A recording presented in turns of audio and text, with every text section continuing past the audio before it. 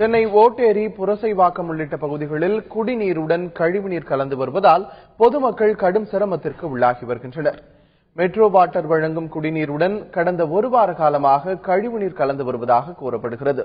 இதனால் மக்கள் தங்கள் அன்றாட தேவைக்கு குடிநீர் இல்லாமல் தவிக்கும் நிலை ஏற்பட்டுள்ளது.